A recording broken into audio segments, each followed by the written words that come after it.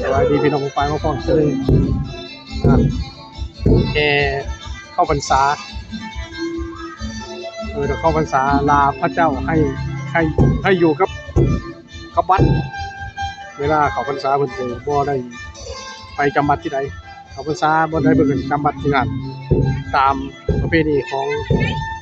คนลาวชาวพุทธองค์พระมหาสัมพุทธเจ้า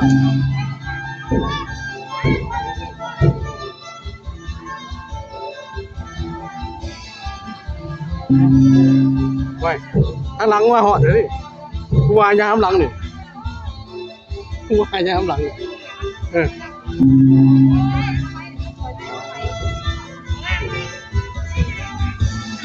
ไว้ต้อ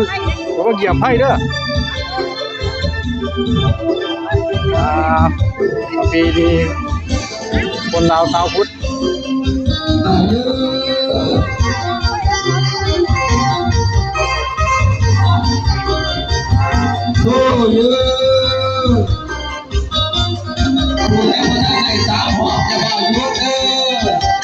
เป็นประเพณี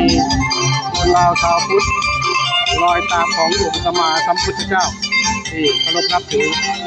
ประเพณีของคนลาว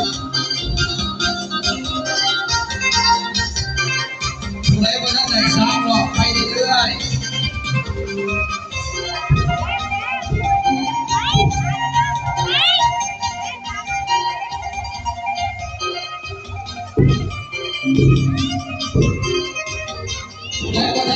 เป็นประเพณีของคนลาวชาวพุทธ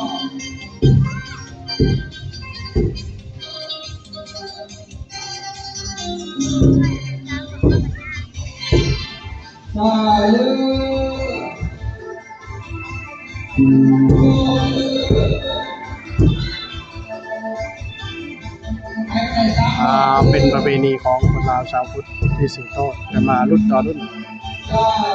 เข้าพรรษา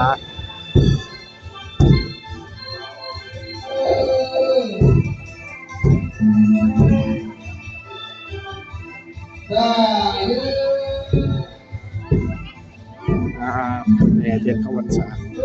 เป็นประเพณีสืบทอดกันมารุ่นต่อรุ่น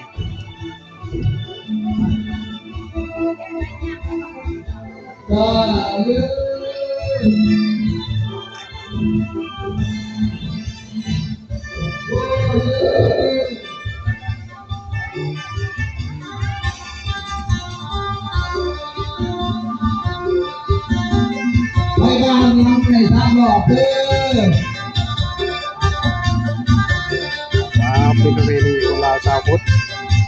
เทียนเข้าพรรษา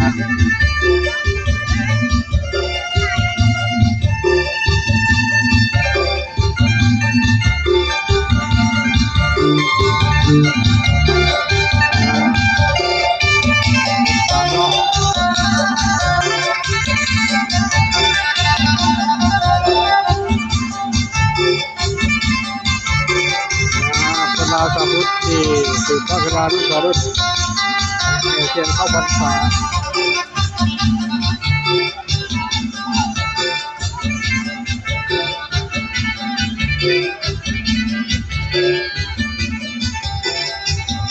หอดตาหลอกพี่น้อง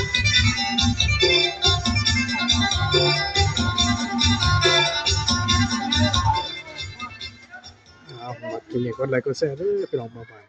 คำว่าสบายดี